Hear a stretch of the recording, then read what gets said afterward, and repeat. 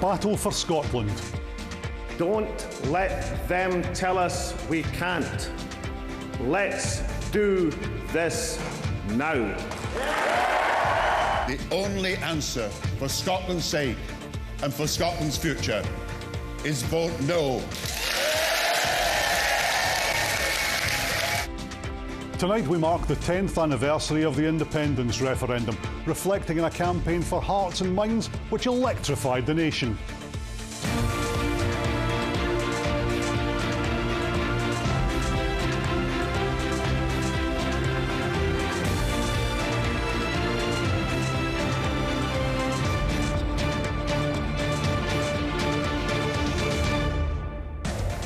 The 2014 independence referendum was a campaign like no other. The very existence of the UK was on the line during an increasingly intense battle for hearts and minds. As we know, it all ended with the pro-union side winning the day with 55% of the vote. In the second half of this programme, studio guests will be here to reflect on the whole event and its subsequent legacy. But first, with contributions from key figures, STV's political correspondent Ewan Petrie looks back on the biggest democratic engagement we've ever seen in Scotland, and there's flash photography throughout his report.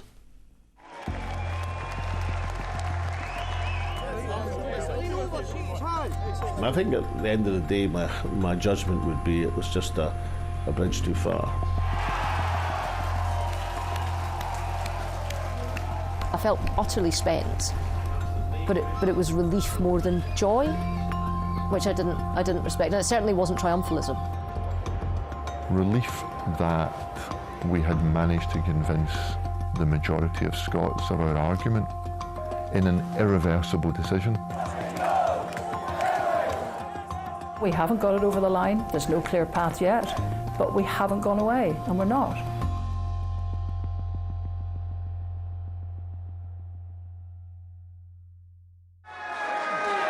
In May 2011, the SNP sent shockwaves across Scotland's political landscape. The SNP has a majority of seats, and this Parliament will deliver a referendum on independence. The result paved the way for a new chapter in Scotland's long-running debate over its constitutional future. When we saw the overall majority, we thought it was likely that Westminster would concede the referendum. Now, it wasn't plain sailing, because obviously there was lots of blocks and tackles and nefarious activity and perfidious reasoning from Westminster. I mean, for example, they wanted 2 referendums at one stage, but through negotiations we got to a settlement. 1, 2, 3. To an extent, the SNP had kind of broken the election machinery in Scotland. Nobody expected them to get a majority. But yes, almost as soon as we saw that there had been one, a majority achieved, yes, of course there was going to have to be a referendum on independence. The SNP government set about achieving its chief aim. Today the Scottish Government has published a consultation paper, Your Scotland, Your Referendum. The official campaign for independence brought together the Greens, the SNP, the Scottish Socialists, as well as some celebrities. It developed, particularly in the summer of 2014, into being very much a grassroots, multifarious groups of people springing up all over the place. There was this release of huge amounts of energy, as far as I could see, and people started to try and reimagine what Scotland could be like. For the no side, Better Together was led by the former Labour Chancellor, Alistair Darling. The decision we make is the most important we will make in our lifetime. There had to be quite a lot of work behind the scenes in terms of how it was going to work, because we had a coalition government in Westminster, so it was Conservative, Liberal, Democrat, but the Labour Party in Scotland still thought of Scotland as theirs. They still had, a lot of MPs there, particularly. So it was a really, a lot of egos had to be put to one side to make it happen. In October 2012, David Cameron and Alex Salmond met here at St Andrew's House after months of negotiations between the two governments.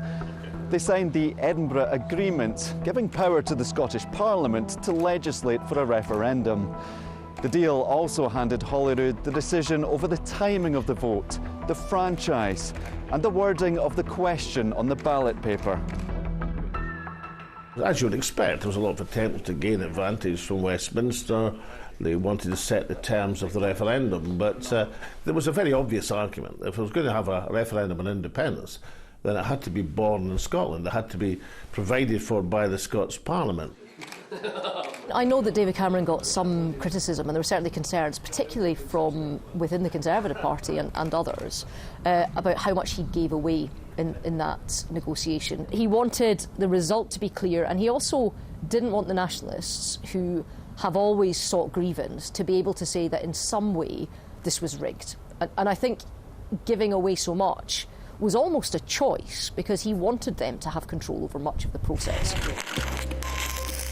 The vote was to be held on September the 18th with a single question: should Scotland be an independent country? 16 and 17-year-olds would be allowed to vote for the first time. Opinion was polarised across Scotland. At the moment, I think it would be stay with the Union for financial reasons. I think I'm proud to be Scottish, I really am. Scottish first, British second. But I can't see us going alone. Some people say we need England for this, we need England for that, but you know, I don't think we do. I'd love Scotland to be independent, but I haven't actually sort of read into all the ifs and buts about it. The UK government published papers setting out the benefits for Scotland of being part of the Union and warning of the dangers of independence. The saying goes, if it ain't broke, why fix it? But I say, if it ain't broke, don't break it. The Scottish Government responded with its white paper. Scotland's future laid out a blueprint for a new state, promising a more prosperous and equal nation. Scotland's future is now in Scotland's hands. The Chancellor travelled to Edinburgh and unequivocally ruled out a currency union. If Scotland walks away from the UK, it walks away from the pound. Alex Salmond argued the pound belonged as much to Scotland as it did to England. To be told that we have no rights to assets jointly built up is as insulting as it is demeaning. STV secured the first live TV debate between Alex Salmond and Alistair Darling. It was a huge event. A peak audience of almost 1 million viewers watched on. And a live stream failed to cope with demand from around the world. A cross-examination section provided one of the biggest moments in the campaign. Any 8-year-old can tell you the flag of the country, the capital of a country and its currency. Now, I presume the flag's the Saltire. I assume our capital will still be Edinburgh. But you can't tell us what currency we'll have. What's an 8-year going to make of that? That won the night for Alistair Darling after an unexpectedly lacklustre performance from Alex Salmond. The first debate was 56-44 for Alistair, but at that time the yes support was under 40%. So, you know, the press reported it as a big victory for no, but it didn't actually stop the yes momentum going forward. Of all the TV debates that have happened in modern British politics, the only one that's had an impact, and I think a meaningful impact on the outcome, was that STV debate. If only weeks before such a historic decision you can't be straight with the public as to what currency people would be spending, then you don't deserve to win. Alex Salmond recovered ground in a second head-to-head. And throughout the campaign, his deputy had been besting unionist adversaries in the Scotland Tonight studio. You couldn't guarantee that Scotland would stay in the European Union. Oh, come on, you can hold your own, surely. You don't have to keep appealing to Rona. Come on. That was a moment where Nicola Sturgeon's debating skills really took off, and you were already seeing why she would naturally become the leader after 2014. The whole campaign engaged parts of the population previously disinterested in politics. I believe there is a better way, and independence for Scotland is the way to get that. Hundreds of thousands of pounds could have been saved on this referendum and spent on things like abolishing food banks. I've probably shared more sort of backstage changing rooms with Nicola Sturgeon than either of us would care to remember. But yeah, I mean, it felt at the time, it felt big. It felt like Scotland was at the centre of politics for the world, not just for the UK. It was big politics. Scotland, land of bagpipes and Braveheart. Things are a wee bit nervous across the Atlantic tonight. The debate made headlines around the world. Voters deciding if the country will separate from the United Kingdom. As polling day drew closer, campaigning here intensified. Inspector, I've done nothing wrong. I've done nothing wrong. But amid the jostling and frayed tempers on the streets, I got used to people throwing things at me. There were some lighter moments too. And you had to just keep a sharp eye on what was happening in the crowd. And I saw a man go into Tesco while I was speaking, and he'd been in the crowd, and he came back out with a 12-pack of toilet roll. But he put it at the bottom of iron brew crates and said, "Big man, that's for you at the end of this meeting, because you've been talking shite all afternoon." Less than 2 weeks before the vote, a Sunday Times poll put support for Yes in the lead for the first time. Obviously, we're delighted. It was the first poll of the campaign showing Yes in the lead, so clearly it was a big boost. But to be fair to them, they looked at that poll and suddenly realised they were in danger of losing and regrouped their campaign around what was called the vow, which was basically a soft option. We'll give you everything you want. We'll give you Devil Max. You don't have to risk independence. And of course, some of the people had just come across to Yes. That was a pretty attractive offer. When I saw that result, I actually fell down the stairs, so I remember it quite well. And of course, then the thinking was that's peaked too soon, because just even within that length of time, it fairly woke London up. It re-energised the team. It gave them a sense of, OK, we're getting to the closing stages here, and we better empty everything that we've got. The leaders of the main UK parties cancelled their appearance at Prime Minister's Questions and travelled north to campaign. The Free Amigos jetted up to Scotland. Now, we treated that with some derision, because it was quite funny, wasn't it? But nonetheless, it did show the establishment regrouping. And perhaps, if you had your time again, I might have responded a bit differently to that last week of campaigning. I think people can feel it's a bit like a general election, that you make a decision and 5 years later you can make another decision. If you're fed up with the effing Tories, give them a kick and then maybe we'll think again. This is totally different to a general election. Frankly, I felt by that point in the campaign that looked a bit panicky. Or that they just noticed that this was about to happen because it was such a late decision, and that actually sort of all of these non-Scottish voices weren't actually that helpful, and I'd argued that shouldn't happen, but I was overruled. On the eve of the poll, both campaigns made their final push. This is our opportunity of a lifetime, and we must seize it with both hands. Let's keep our UK pound. Let's keep our UK passport. Let's keep our UK... The country waits, our world watches. It's a night like no other we've ever witnessed. When the counting began, the huge turnout emerged, reaching 84.5%. No, 19,000. When that result came through, I sat down and wrote a concession speech. Then we went down to Edinburgh and I made the concession speech. Now, obviously, you waited till the other results came in, obviously. You didn't concede before it was mathematically impossible. I think in my heart, I thought, Scotland will likely follow Clackmannan once again. I accept that verdict of the people, and I call on all of Scotland to follow suit in accepting the democratic verdict of the people of Scotland. In the early hours of the 19th of September, victory was confirmed for the no side. The people of Scotland have spoken. I think I felt relieved. I felt utterly spent, but it was relief more than joy, which I didn't respect, and it certainly wasn't triumphalism. Relief that we had managed to convince the majority of Scots of our argument in an irreversible decision.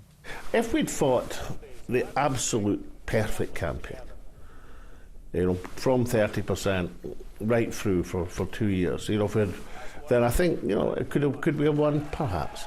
But, of course, you never fight a perfect campaign. I think at the end of the day, my judgment would be it was just a bridge too far.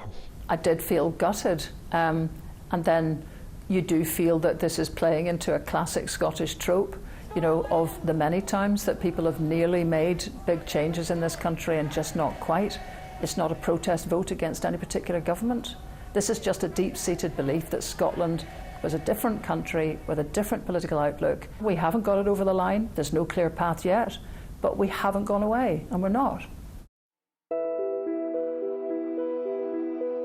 A decade on from the vote to remain part of the United Kingdom, questions around Scotland's constitutional future continue to colour the political debate here. However, the UK government is refusing to budge on granting the power to hold another referendum. And the Supreme Court has ruled that Holyrood can't legislate without Westminster's consent. And with the once formidable electoral might of the SNP taking a drubbing in July's general election, the prospect of a second independence referendum has slipped right down the political agenda. Ewan Petrie there with that report. Let's continue our referendum reflections with two more people who were at the forefront of the campaigns. Scottish Labour MSP Jackie Baillie, who's now deputy leader of her party, and the former SNP MSP Alex Neil, who was a member of Alex Salmond's cabinet. Welcome both. Now, Jackie, we heard from Ruth Davidson and Jim Murphy towards the end of Ewan's report there, saying that they greeted the result with relief. Is that how you felt, or was there maybe a wee bit of triumphalism too? Oh no, there was no triumphalism. It was definitely a feeling of just overwhelming relief at the result, and that the result was so emphatic because, you know, Alex Salmond was right. Up to the last week, it was getting closer and closer. And that was reflected in the information we were receiving at the Better Together campaign headquarters. So for us to then get a 55% to 45% result with a majority of 400,000 people in Scotland, that was significant. But it was just really a relief that that had come through. Was the whole thing as joyless as Better Together boss Blair McDougall said?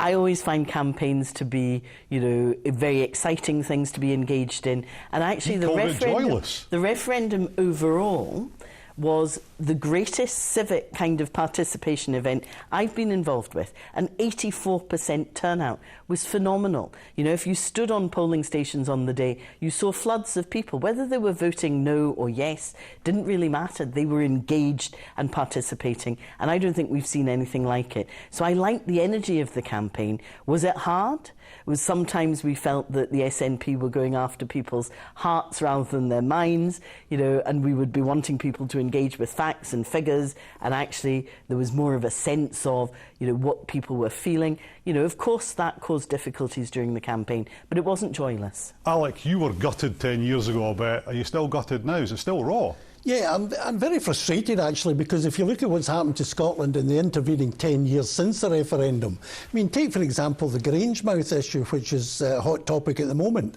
and I think to myself, had we been independent, I think we as a government could have done much more than we can do as a devolved government to keep the facilities at Grangemouth in terms of the oil refinery and so on.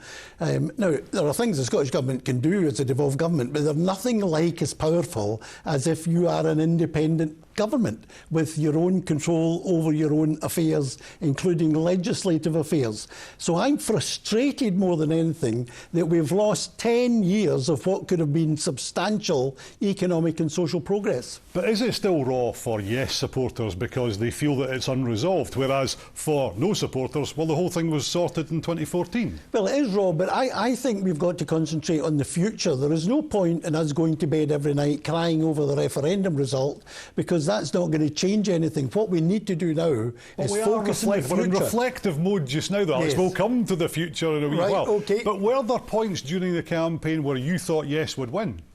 Yes, I was beginning to think in the last 10 days that we could win. I was never absolutely certain of it because clearly there was going to be a massive turnout, an unprecedented turnout. You could feel that as you were out campaigning and knocking the doors. And I also noticed a big distinction between the results we were getting from the working class areas, particularly in the schemes, from what we were getting in better off areas. And I knew that the better off people were going to be determined to vote, whereas sometimes in working class communities you had people who were very pro-independence. So did you go into the referendum? Did you go into the referendum night on the 18th of September, waiting on the results, thinking you might have won? I thought it was still possible, although I thought the chances were we would just miss out on it. Jackie, did you at any point during the campaign think you might lose? I think 10 days out we were nervous because the polls were showing that things were narrowing. But in a case like that, you hunker down. Some of that toilet paper that Jim got. I don't think so. But in a case like that, you hunker down, you make sure you're going back out to your supporters, you're convincing more people. So we took the argument straight out onto the streets and knocked doors and spoke to people. And I think we reversed it. The vow, I think, was quite important in that. It was something that was devised and promised and now delivered, because the 2016 Scotland Act gave many more powers to the Scottish Parliament over social security, over taxation, over transport, energy efficiency. They all came as additional powers to Scotland. My real disappointment is over the past, 10-odd years, the SNP have squandered that opportunity. They could have made Scotland a better country, but instead what we have is we have the SNP and the Tories hiding behind constant constitutional division rather than getting on with delivering for the people of Scotland. Well, can I say, actually, Jackie's contradicted her own argument, because it's not about the Constitution per se, it's about the powers that independents give you, the powers to change things for the better for the Scottish people. Now, Jackie's already admitted that as a result of the vow, we got more additional powers as a devolved Parliament,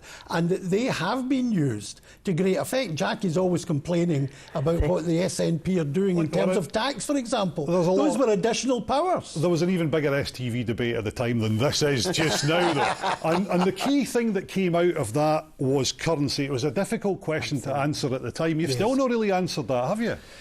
No, my view on the currency is, I think the problem with the currency union idea was, in order to have a union, you've got to have two people to agree, two sides to agree to the union.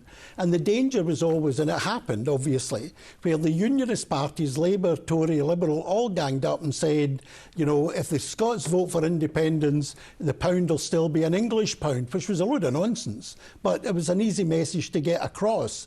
And, of course, that meant they undermined the currency union issue, because in order to make a currency union, you require two to tango, and they said, we ain't going to tango. Exactly, so you still haven't answered that question, No, have you? In my view, I know what I would do in terms of currency policy, but you told me to reflect at this stage, Colin, not to look too far forward. We'll come to that. The thing is, Project Fear was the big thing at the time. You were talking about Scotland being forced out of Europe, soaring food prices.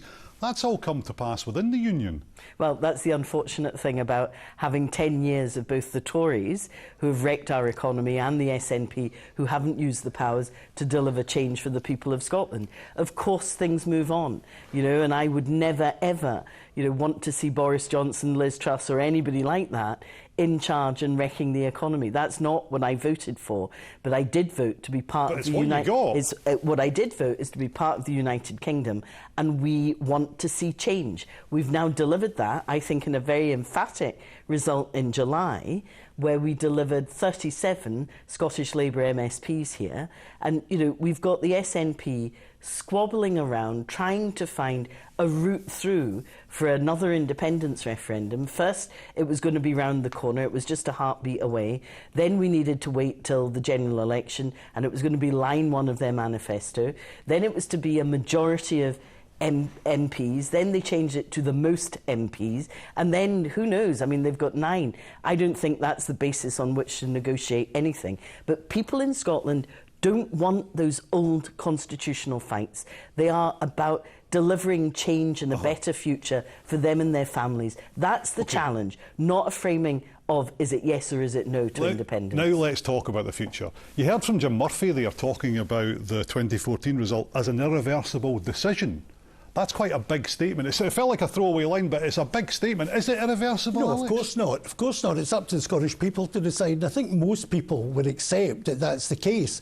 I mean, if you look at devolution, it took 2 referendums for us to get a Scottish Parliament. In the first referendum, although a majority voted for it in '79, it wasn't a big enough majority to go over the trick that had been played in terms of the 40% rule brought in by Labour MPs. So it took 2 referendums. Hang on, you said you wanted and to they look were to the future. And they were absolutely. But this is informing the future, and so 20 years of a gap. Now it looks as though there might be 20 years of a gap before we get the next independence referendum. Could that be a de facto generation? You never know. One never knows. But the key point about what Jackie said is she's bemoaning quite rightly what the Tories have done to Scotland in the last 10 years. They couldn't have done that if we'd been independent.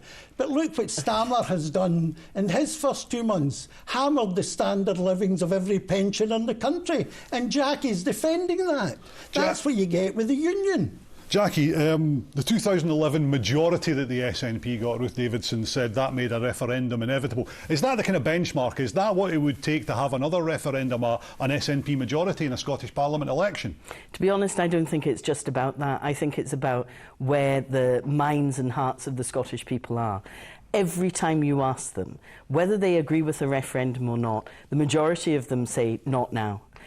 Their priorities are different. Their priorities around about fixing the NHS, improving educational attainment, making sure we don't have so many homeless people on our streets, growing the economy. All of that matters more every time people are polled than actually an independence referendum. And yet an opinion poll at the weekend suggested that whilst no was ahead overall 47-45, among 16 to 34-year-olds, yes was ahead by 63 to 25. Well, you're not exactly winning the hearts and minds of the young people of Scotland, are you? I'm not going to argue with opinion polls, but what I would say is that same poll also said 24% of people want a referendum now. A much greater majority don't want one for at least 5 years or indeed longer. If yes are so far ahead among young people, isn't it just a matter of time before Alex gets his way? Well, I don't think so, because as people reflect on what's happening, then I think you find they are not in favour of an immediate independence referendum. That is some way off. Their priorities are much more focused on the here and now. Has it slipped back on the agenda, Alex? Well, it has compared to maybe 2 or 3 years ago, but it's there, and there's still a hardcore of 45% and slightly more than 45% of people still wanting independence, and I believe it can be delivered. For example, I'm absolutely convinced, Colin, that after 4 years of Stammer, many more people in Scotland will be coming out in favour of independence, because if you look at all the dreary, terrible things he's about to do in his budget of the 30th of October, people will realise that Britain is skint. Britain is broken. We don't have a future. Our young people don't have a future tied to this breaking union. And if you look at whether it's Grangemouth or whether it's a whole range of other issues, the fact that we're tied to London and our hands are tied about what we can and cannot do in Scotland is frustrating not just young people but older people as well. I can tell you this, in an independent Scotland, the coldest part of Britain, we would never have abolished the winter fuel allowance for the poor pensioners. Jackie's busting again. This is quite extraordinary. The Scottish Government has a budget of £60 billion, yet within that they are already making cuts before a single budget line has been written by Rachel Reeves in her October statement. We have the SNP slashing services, the SNP with newfound powers over energy efficiency, actually cutting the Fuel Insecurity Fund, cutting energy efficiency budgets that would have made a difference to these pensioners. And given the opportunity to do things differently, that we all recognise is a power of the Scottish Parliament, they choose to not do anything different about payments to pensioners. And that, when they're getting money in year, that to me shows how hollow his comments are. Well, the fact of life is they devolved the power but then took away the money that goes with the power. That is not true. That is true. That is true. Absolutely not Facts true. are cheels that Winnie Ding, Jackie. And I know sometimes you get confused with the facts. He keeps promising not to look back. You get confused with the facts, but the facts are... Hang on, Alex. No, Alex, I'm going to have to stop you both here because we've run out of time. Another great big STV debate. But that's all from Scotland Tonight, the Scotland Tonight special. John will be here tomorrow, but from all of us here, good night.